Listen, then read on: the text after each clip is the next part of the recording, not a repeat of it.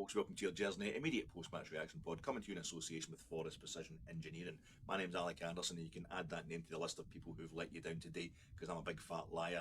This reaction is no way immediate. I'm coming to you 4 or 5 hours post that awful, abject, apocalyptic, pathetic, terrible, dire, woeful, really poor impersonation of a facsimile of an illegal attempt to assume the identity of a footballing performance by Rangers at Rugby Park today, in the first of our SPFL Premiership fixtures in 2023-2024. Rangers, the club who bought 234 strikers during the summer, managed 4 shots on target today. That was one more than Kilmarnock, but unfortunately Kilmarnock scored the only goal of the game from one of their shots on target in the 65th minute. And in the last time I think Kilmarnock scored their only goal of a game against Rangers at Rugby Park in the 65th minute was in the last day of the 2010-2011 season, and at that point Rangers were already 5-0 up.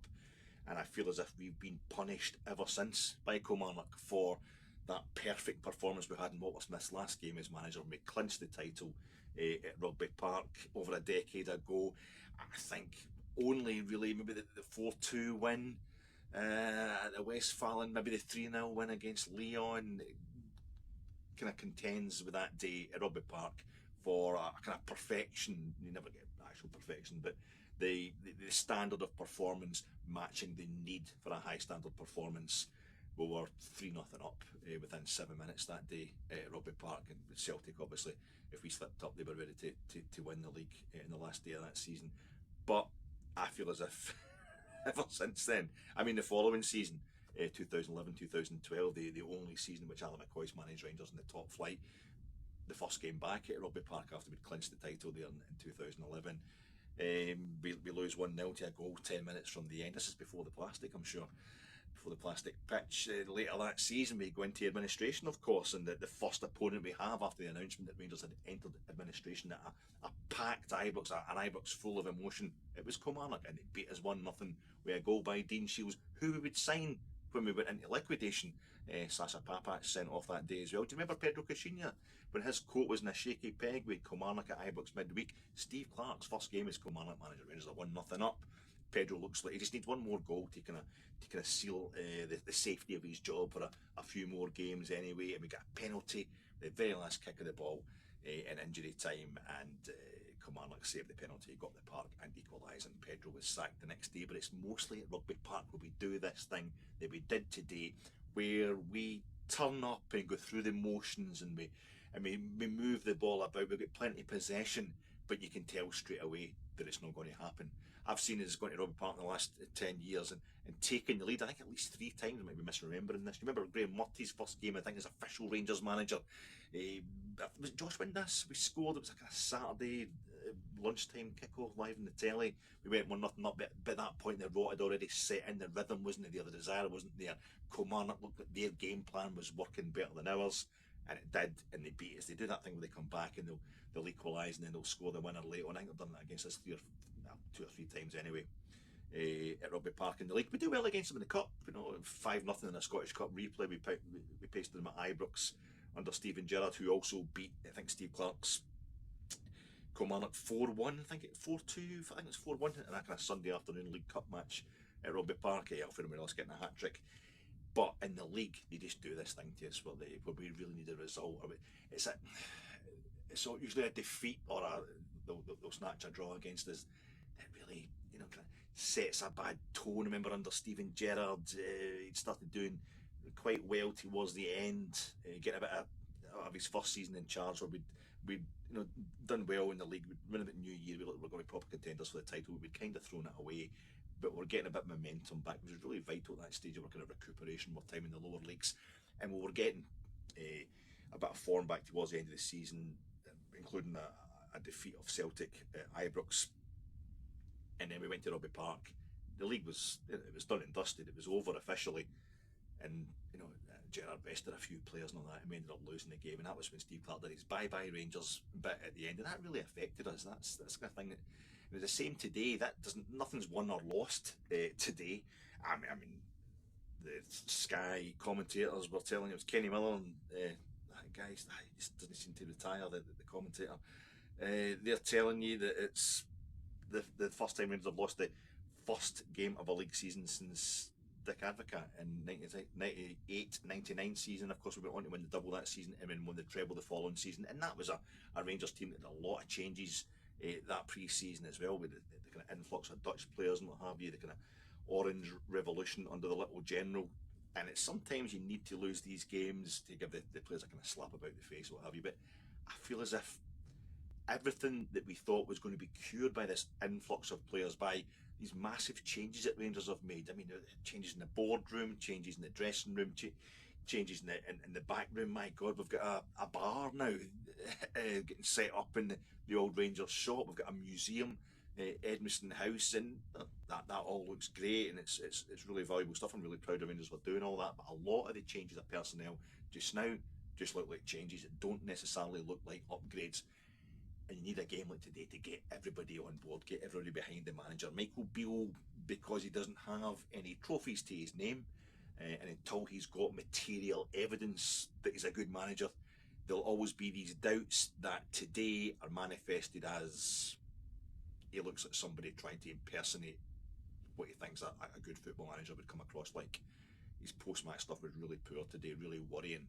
I know I've got to be honest about this. When he does well, when he has good results, Michael Beale, as he had last season, I was the first one to say that he's kind of post-match strangeness. He's very individual. He's very unique style comes across as a genius. You know, the kind of mad genius.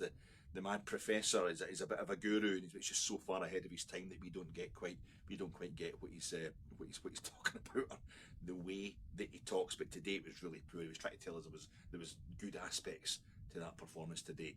That was abysmal. In terms of Rangers standards, that was absolutely abysmal today.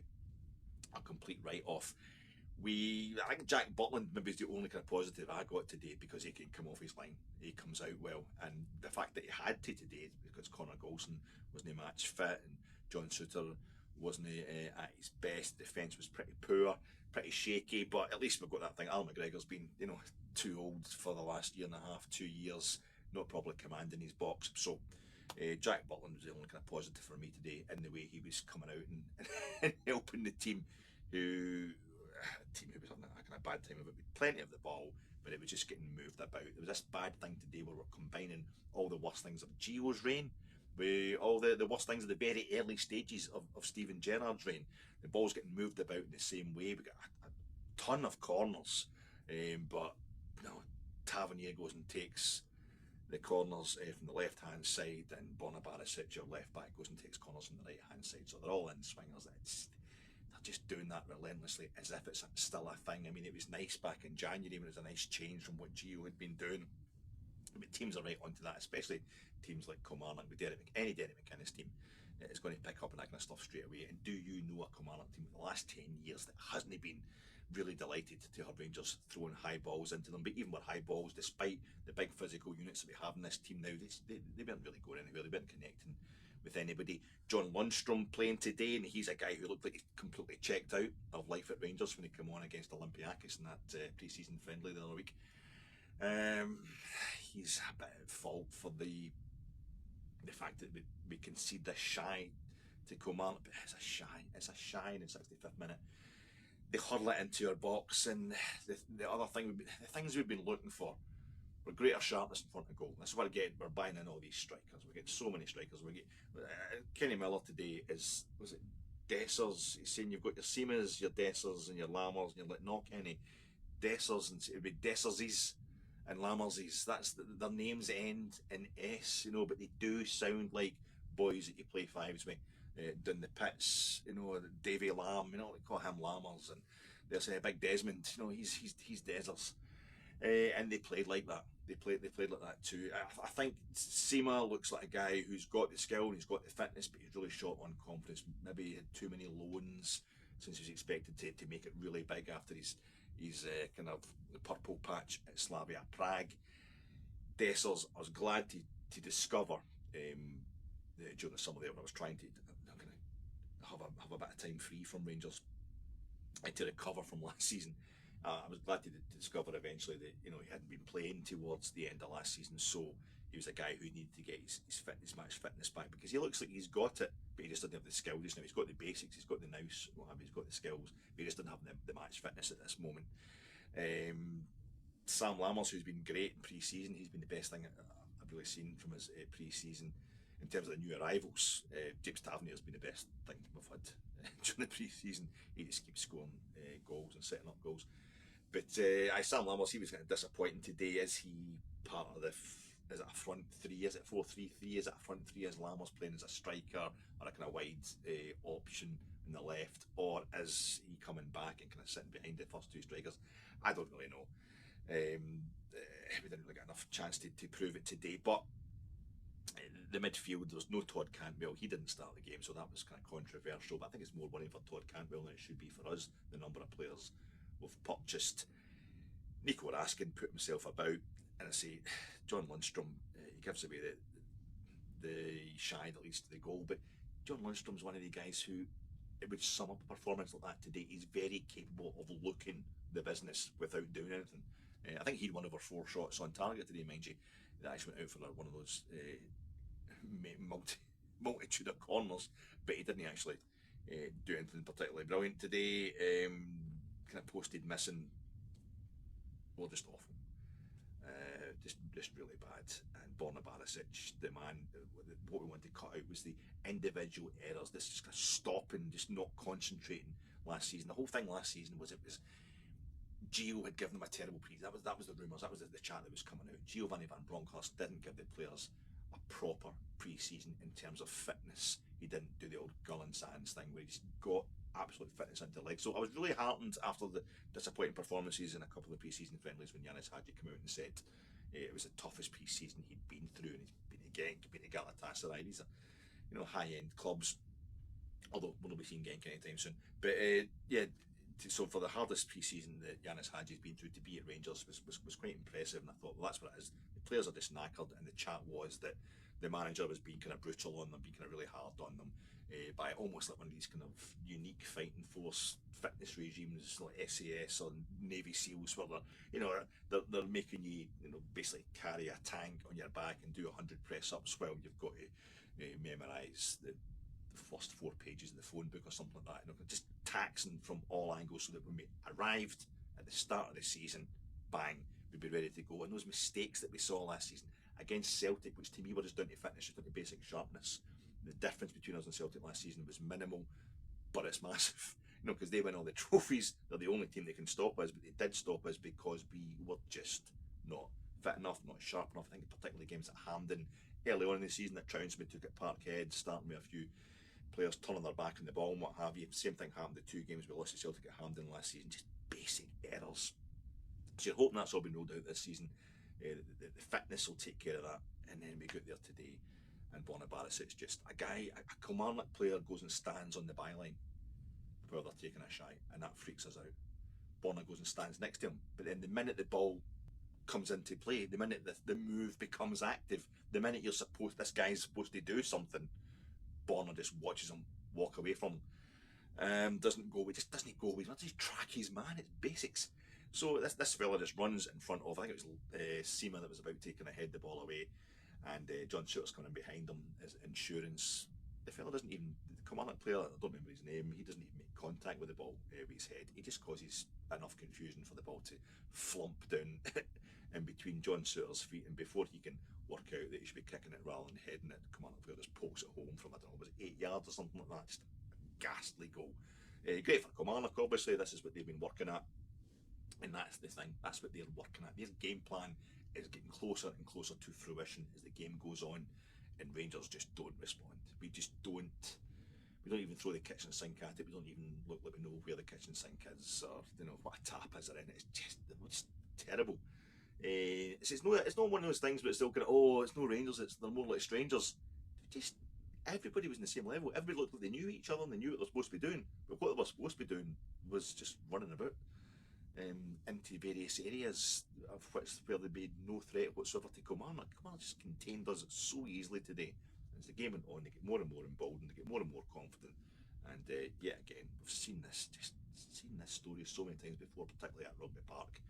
They come away with the 3 points, and we are left really more worried than we should be at this stage of the season, because the performance wasn't just like a team who were kind of getting to know each other and like that. It was just awful, just absolutely terrible. Just a team that looked disinterested. There was a lack of hunger there as well, as far as I could see. Hopefully, we go out there on Wednesday night. The players have learned a lesson. They take it in the neck from big mouth supporters, knee jerk supporters like myself, and they react to this, and they turn it around against Servette, and we go from strength to strength in the league.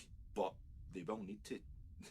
They will need to take this on board, just how far away they were from the kind of performance we're looking for. I know it's first game of the season, but we're in a situation where Rangers lost the league last season despite having won 92 points. In the last, was it 8 years, both Rangers and Celtic have won the league without losing a game. So, and Michael Beale was part of the management team when Rangers did that, and Brendan Rodgers was the Celtic manager when they did that. So you have this thing where losing to anybody other than each other, and the other old firm team is the only team that's going to allowed to beat you, so to speak, and it's about maybe taking more points off each other than you do off everybody else, because it's assumed you're going to take almost maximum points off everybody else. Michael Beale was doing that basically for a large part of last season when he came in as manager in December.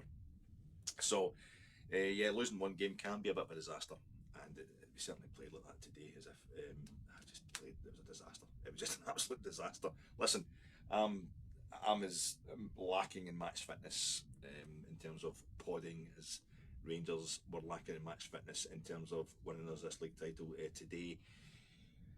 Parter's awful, but you'll be looked after tomorrow night. 9:30, the main Rangers podcast is back. Sunday night podcast, the flagship show. It'll be Brian Archer, Ian Duff, and the one and only Colin Armstrong. So join the guys, and hopefully they can make more of a silk purse out that pig's ear than I can manage. See you, folks.